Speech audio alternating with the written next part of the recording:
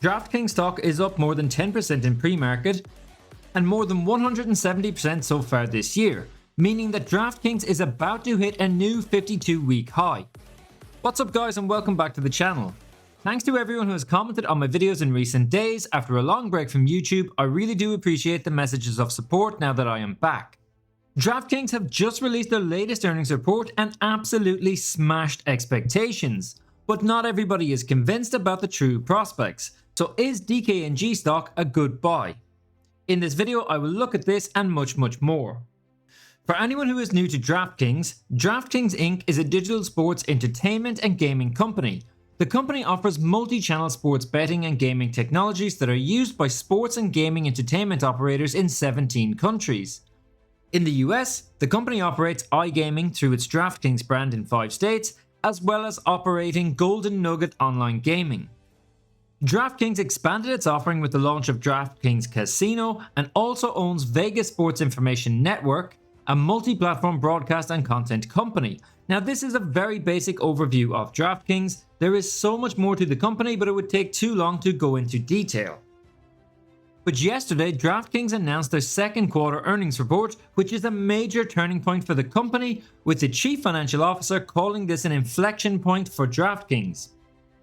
Where DraftKings have delivered positive adjusted EBITDA in the second quarter. So I will take a look at this earnings report and then look a little closer at the important financial metrics. So if you guys find any value in this video, can I ask you to smash the like button? It literally costs you nothing, but it helps me out so much. After taking a break from YouTube, I would really appreciate if you can show your support.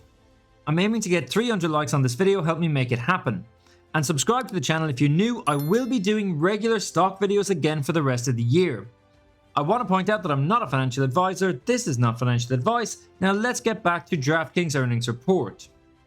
For the 3 months ended June 30th, 2023, DraftKings reported revenue of $875 million, an increase of 88% compared to $466 during the same period of 2022. But most importantly, the positive adjusted EBITDA that was generated in the second quarter exceeded guidance. And we are well on our way to achieving positive adjusted EBITDA again in the fourth quarter of 2023 and fiscal year 2024 and beyond.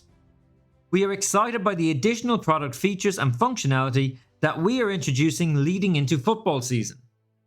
DraftKings is acquiring new customers efficiently while simultaneously retaining and monetizing existing players. Now this is very important for several reasons. After the stock hit its all-time high back in 2021 and then dropped, the market had feared that DraftKings' pandemic-era gains in monthly gamers and overall betting activity was due to COVID shutdowns and bored consumers making bets at home. Now, however, we are seeing increased activity levels are organic and have been sustained. This is a major realization for DraftKings investors, but also the fact that DraftKings has reduced marketing spend and improved gross margins without materially impacting its growth rates, which is extremely important. And this is highlighted by CFO Jason Park. This performance, combined with fixed costs that grew at only a mid-single-digit year-over-year percentage rate in the second quarter, resulted in an inflection to positive adjusted EBITDA that we can expect will occur again in the fourth quarter and full year 2024. As a result, we are increasing the midpoint of our fiscal year 2023 revenue guidance up to $3.5 billion from $3.1 billion and improving the midpoint of our fiscal year 2023 EBITDA guidance from $205 million to $315 million. So not only have DraftKings beat the current guidance, but now they are giving an even more bullish view of the future. Now there is a link to this article in the description below for anyone who wants to have a full read. This goes into more detail about revenue guidance, increased footprint, and of course increases in customer retention. But let's look at the income statement. So we can see that DraftKings has total revenue for Q2 of $875 million with a loss from operations of $69 million. Now this is greatly improved over the same period of 2022. And although this does give a loss per share of 17 cents for the quarter, DraftKings is able to produce its first ever adjusted EBITDA with an income per share of 14 cents. This is huge for DraftKings. And this is even more visible when we look back at Q1. During Q1, DraftKings recorded $769 million of revenue with a loss from operations of $389 million. So not only have they improved revenue quarter over quarter, but they have managed to reduce the loss from operations and improve efficiency by a huge margin. As we can see here, the loss from operations in 2022 was nearly equal to revenue. In Q1 2023, they had improved this to approximately 50% of revenue, and now for the first time, the loss is less than 10% of revenue, while the company produces a positive adjusted EBITDA for the first time ever. While all of this looks fantastic, not everyone is convinced. Where one major DraftKings institutional backer is investing heavily, another major institutional investor has been selling millions of shares during 2023, which I will talk about in just a moment. Guys, if you enjoy the content and the effort that goes into making these videos, then please smash the thumbs up and subscribe to the channel if you're new. Now let's look at what the analysts think of DraftKings. 27 analysts have set 12-month price targets for DKNG stock. In the past 3 months, the average price target of $31. Now this price target would have looked very attractive a few months ago when the stock was trading at only $10, but right now the stock has gone above this average. But the analysts are not always correct. Earlier this year, analysts were rating DraftKings as low as $12 or even $15, while back in 2021, analysts were predicting a price of over $80. Looking at MarketBeat, we can see that DraftKings stock is currently at the top of its 50-day range and 52-week range, and the market cap has now gone above $25 billion. Major institutional investors here include Wellington Management, BlackRock, Vanguard, and Rain Capital, with institutional ownership now sitting above 30%. Now, as I said a moment ago, DraftKings had huge price targets back in 2021, but the targets had been dropped as low as $12 at the beginning of 2023. However, every Wall Street analyst has been boosting their ratings in recent months. As we can see here, the most recent ratings have been set by Stefan Nicholas, who have boosted the DraftKings price target up to $32. TD Cowen have also set a target of $35, but every analyst who has rated DraftKings stock over the past 6 months has also boosted their price targets.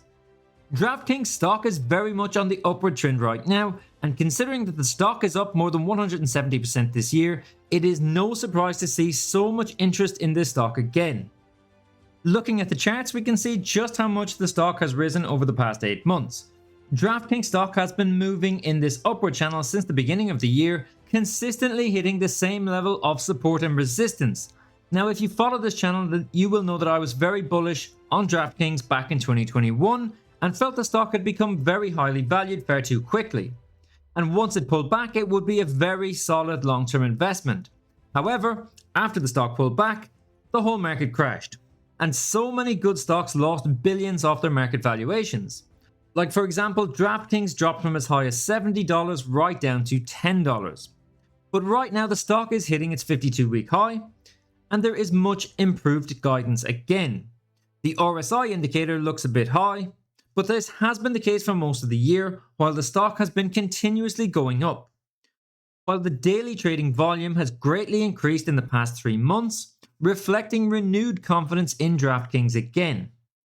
However, one investor who seems to be very bearish on DraftKings is Cathie Wood of ARK Invest. Cathie Wood had been buying DraftKings all through 2021, but Cathie has been selling millions of shares in 2023 as the stock has recovered. In fact, while Capital Research Global have increased their position in DraftKings by almost 30% this year, Cathie Wood has sold off about 25% of ARK's investment in DraftKings.